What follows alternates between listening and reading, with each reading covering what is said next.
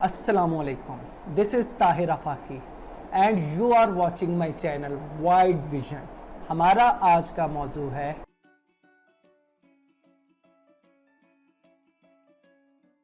अब हम देखते हैं कि शाह वलीउल्लाह रहमतुल्लाह अलैह के सियासी अफकार कौन से थे, तो उन पर हम मुख्तसरन गुफ्तगू करेंगे कि वो कौन कौन से शाह वलीउल्लाह रहमतुल्लाह अलैह के सियासी अफकार हैं।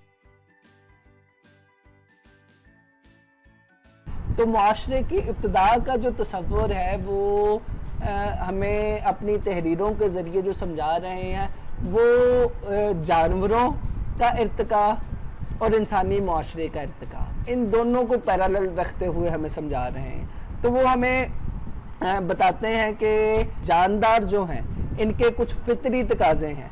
तो इन फितरी तकाज़ों में जो है उनका कहना है कि फितरी तकाज़ों को पूरा करने के लिए जानदार मुख्तलिफ तरह के काम सर अंजाम देते हैं। तो इनमें जो दो इन जानदारों की खसूसियात है वो नंबर एक इनके जिस्मानी खसूसियत है और दूसरा इदराक और शऊर की, यानी कि जितने भी जानवर हैं ये इनकी अपनी अपनी जिस्मानी खसूसियात है। यानी इंसान है उसकी जिस्मानी खसूसियत अलग है, जानवर हैं उनकी जिस्मानी खसूसियत अलग है, कोई भेड़ बकरी है उसकी जिस्मानी खसूसियत अलग होगी।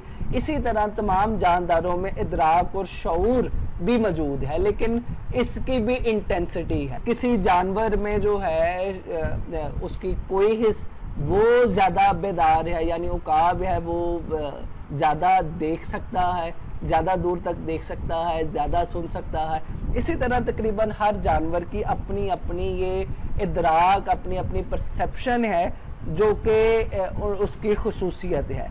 फिर उसके बाद हर नौ जो है उसके अपने तकाज़े हैं, जितनी भी ये स्पीशीज़ हैं उनके अपने अपने तकाज़े हैं, अपने उनके फितरी तकाज़े हैं। जैसे मक्खी है उसका जो फितरी तकाज़ा क्या है कि उसने शहद के हसूल के लिए फूलों पर बैठना, शहद की मक्खी का काम। आम मक्खी का काम है कि उसने गंदगी पर बैठना।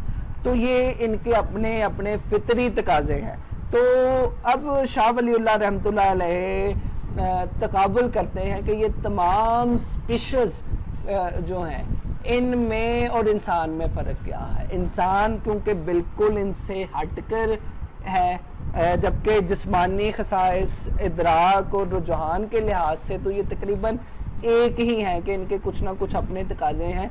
लेकिन इंसान कैसे अलग है, तो इंसान कैसे अलग है, तो इस बारे में शाह वलीउल्लाह रहमतुल्लाह अलैह का फरमाना है कि नंबर एक तो हैवान, इंसान हैवान नातिक है, यानी कि ये बोलता है, कलाम करता है, एक दूसरे को समझता है। इसके बरक्स जानवरों में ये खसूसियत मौजूद नहीं है, अगर मौजूद भी है तो वो काफ़ी लोअर लेवल पे है। दूसरे नंबर पर इंसान गौर व फिक्र करता है, अपने तजर्बात से सीखता है और बाद में तरक्की करता है। फिर उसके बाद इंसान इल्म हासिल करता है, यानी दूसरों के तजर्बात से भी इस्तिफादा करता है। चौथे नंबर पर इंसान बतदरीज तरक्की करता है, ये नहीं कि उसने गौर व फिक्र किया, उसने तजर्बात से सीखा और उधर ही मौजूद है, नहीं, बल्कि ये तरक्की करता करता ना जो है ऊपर वाले लेवल पर आता है। जैसे अगर हम देखें इंसान, तमाम ये स्पीशीज़ इनका आगाज़ तो तकरीबन एक ही जगह पे हुआ था, लेकिन इंसान तरक्की करता करता इंसान ने बिल्डिंग्स बना ली हैं। इसके बरक्स हम जानवरों में देखें, जानवरों में ये बदतदरीज तरक्की करने का मादा उनमें मौजूद नहीं है। उनको पता है कि उनको ख़तरात दरपेश होते हैं, लेकिन उन ख़तरात के तदारुक के लिए वो कुछ सॉलिड इक़दाम आज तक नहीं उठा पाए। इसके बरक्स इंसान जो है वो सॉलिड इक़दाम उठाकर अपने आप को सिक्योर कर रहा है। फिर उसके बाद पांचवी खसूसियत वो है इंसान में इज्तिमाइयत की, कि इंसान में ये फितरी तौर पर मौजूद है कि वो एक साथ मिलकर रहता है, एक मुआशरे में रहता है और बाहमी कोऑर्डिनेशन से आगे बढ़ता है। इसी से ही ख़ानदान वजूद में आता है, फिर मुआशरा वजूद में आता है और फिर उसके बाद जितने भी ममालिक हैं वो वजूद में आते हैं। तो इल्म सियासियत का आगाज़ यहीं से होता है। तो शाह वलीउल्लाह रहमतुल्लाह अलैह यहाँ पर इज्तिमाइयत को डिस्कस करते हैं कि इज्तिमाइयत इंसानों में क्यों है, इज्तिमाइयत के असबाब क्या हैं। तो शाह वलीउल्लाह रहमतुल्लाह अलैह के मुताबिक दो बुनियादी असबाब हैं इज्तिमाइयत के। नंबर एक हफाजत नफ्स और दूसरा बकाए नस्ल, यानी कि खुद सेल्फ प्रोटेक्शन नंबर एक ये है, इसलिए इंसान एक दूसरे के साथ मिलकर रहते हैं। और दूसरा अपनी नस्ल को बढ़ाना, नस्ल की तरवीज करना, ये दूसरा है। ये दो बुनियादी असबाब हैं इज्तिमाइयत के हफाजत नफ्स से एक तो ख़ुद को प्रोटेक्शन फराहम कर रहे हैं और दूसरा अपनी सस्टेनेंस के लिए जो बुनियादी ज़रूरियात हैं वो पूरी कर रहे हैं और दूसरा अपनी नस्ल को परवान चढ़ा रहे हैं। फिर इसके बाद शाह वलीउल्लाह के मुताबिक अक्ल और शऊर जो है ये एक बुनियादी चीज़ है जो कि इंसान को बाकी तमाम अनवा से जो जितनी भी स्पीशीज़ मौजूद हैं तो उनमें से इंसान अक्ल और शऊर रखता है। इंसान में खूब से खूब तर की जुस्तजू है, इसमें ज़ौक़े जमालियात जो है वो इंसान को परफेक्शन की तरफ लेके जाता है। वो अंदर से रेस्टलेस रहता है कि जब तक कि वो मैक्सिमम परफेक्शन हासिल ना कर ले। तो ये शाह वलीउल्लाह रहमतुल्लाह अलैह के मुताबिक ये मुआशरे का इर्तिका इस तरह से होता है। तो शाह वलीउल्लाह रहमतुल्लाह अलैह पैरेलल जानवरों और इंसानों को लेके चलते हैं और फिर इंसानों को उनसे जानवरों से अलग करते हैं और फिर इंसानों की इज्तिमाइयत से जो मुआशरा पैदा होता है तो उस पर डिस्कशन करते हैं। अब हम देखते हैं शाह वलीउल्लाह रहमतुल्लाह अलैह के नज़रिया खिलाफत क्या है। तो शाह वलीउल्लाह रहमतुल्लाह अलैह के मुताबिक एक तो बात ये वाज़िया है कि शाह वलीउल्लाह के मुताबिक खलीफा नाइब रसूल होता और लिहाजा उसका मकसद वही होता, उसका मिशन वही होता है जो कि नबी का मिशन था।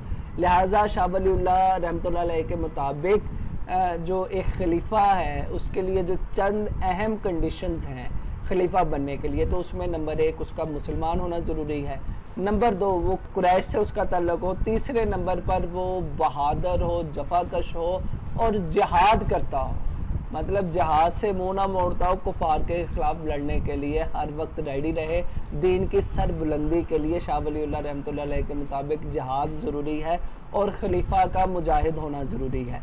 फिर चौथे नंबर पर वो बताता है कि खलीफा का मुज्तहिद होना ज़रूरी है, यानी कि शरई अहकामात को जानना, समझना और उनको मौजूदा ज़माने के मुताबिक उनकी इम्प्लीमेंटेशन करना, ये खलीफा का काम है। तो खलीफा का मुज्तहिद होना ज़रूरी है।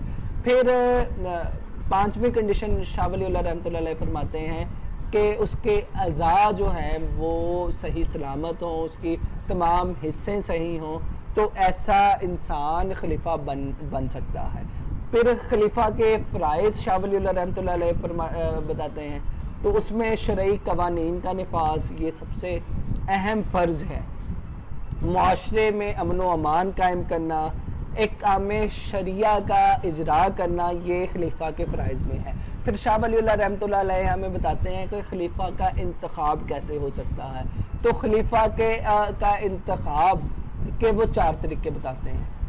इमाम अल-मावर्दी ने हमें दो तरीके बताए हैं, तो शाह वलीउल्लाह रहमतुल्लाह अलैह हमें चार तरीके बताते हैं। नंबर एक उनके मुताबिक उलमा और फ़ौजी अफसरान और वो लोग जो कि कौम के खैर ख्वाह हैं वो खलीफा का इंतखाब कर सकते हैं। यहाँ पर मिसाल देते हैं हज़रत अबू बकर सदीक़ रज़ी अल्लाह ताला अन्हु की खिलाफत की कि जैसे उन्हें इलेक्ट किया गया। फिर दूसरे नंबर पर खलीफा अपना जानशीन मुकर्रर कर सकता है। यहाँ पर मिसाल देते हैं हज़रत अबू बकर सिद्दीक़ की कि उन्होंने हज़रत उमर को अपना जानशीन मुकर्रर किया। और तीसरे नंबर पर वो बताते हैं कि चंद अहम अशख़ास मिलकर बाहमी मशवरे से खलीफा चुन सकते हैं। मॉडर्न दौर में से हम इलेक्टोरल कॉलेज सिस्टम कहते हैं कि चंद लोग मिलकर जो है खलीफा का इंतखाब कर सकते हैं। इसे ही हम अहले हल्लो अक़द कहते हैं कि वो एक्सपर्ट लोग, वो लोग जिन्हें अवाम की पूरी हमायत हासिल है, तो वो खलीफा का इंतखाब कर सकते हैं। और चौथे नंबर पर ये एक नई बात बताते हैं, वो ये कि एक शख्स जिसमें खलीफा के तमाम औसाफ मौजूद हों वो भी खलीफा बन सकता है, वो अपनी एफर्ट्स के साथ खलीफा बन सकता है। क्योंकि शाह वलीउल्लाह रहमतुल्लाह अलैह का दौर ऐसा था जिसमें अनारकी थी, मुसलमानों की कोई भी हुकूमत सॉलिड नहीं थी, ताकतवर नहीं थी। तो उनके ज़माने के लिए ये बेस्ट था कि एक आदमी जो कि मुसलमान हो, कुरैशी हो, जो है कुफार के ख़िलाफ़ लड़ने का जज्बा रखता हो, मुज्तहद हो, उसके तमाम मज़ाहिर इस्लामत हो, तो ऐसा आदमी कोशिश कर कर खलीफा बन सकता था। तो ये है खलीफा के इंतखाब के तरीके। फिर हमें शाह वलीउल्लाह रहमतुल्लाह अलैह बताते हैं कि खलीफा की अतात के बारे में। तो शाह वलीउल्लाह रहमतुल्लाह अलैह के यहाँ क्योंकि खलीफा नाइब रसूल होता है, लिहाजा अगर खलीफा अल्लाह और उसके रसूल की अतात कर रहा और इस्लामी कवानीन का निफाज कर रहा है तो खलीफा की अतात जो है वो यहाँ पर रसूल की अतात के मुतरादिफ है। तो लेकिन अगर खलीफा इस्लामी कवानीन पर ना ही ख़ुद अमल कर रहा है और ना ही इस्लामी कवानीन का इजरा कर रहा है, उनके इम्प्लीमेंटेशन कर रहा है, तो ऐसे में शाह वलीउल्लाह रहमतुल्लाह अलैह का कहना है कि उसके ख़िलाफ़ खरूज जायज़ है। तो ये है शाह वलीउल्लाह रहमतुल्लाह अलैह के सियासी नज़रिया।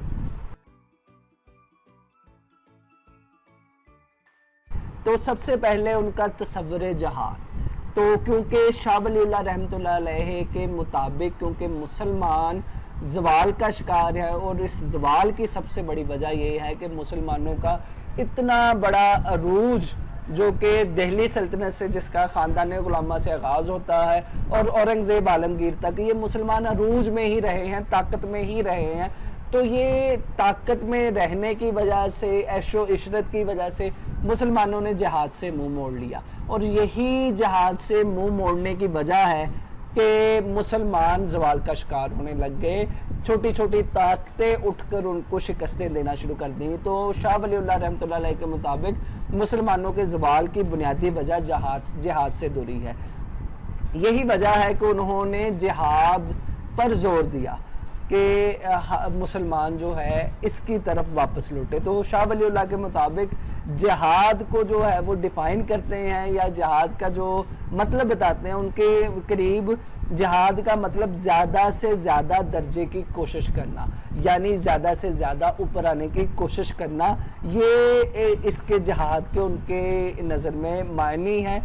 और इस्तिलाही जो तारीफ वो करते हैं वो ये है कि दीनो हक की सरबुलंदी के लिए कोशिशें करना और वो भी कोशिश खालिस्तन अल्लाह ताला के लिए हो, ये जिहाद कहलाता है। तो शाह वलीउल्लाह रहमतुल्लाह अलैह ऐसी तमाम चीज़ों को जिहाद से हट के समझते थे कि जो आप दिखावे के लिए करते हैं या अपनी कौम की भलाई के लिए आप किसी से लड़ रहे हैं या अपनी किसी ज़ाती गर्ज़ो गायत के लिए लड़ रहे हैं, तो ऐसी चीज़ को वो जहाद कंसिडर नहीं करते थे।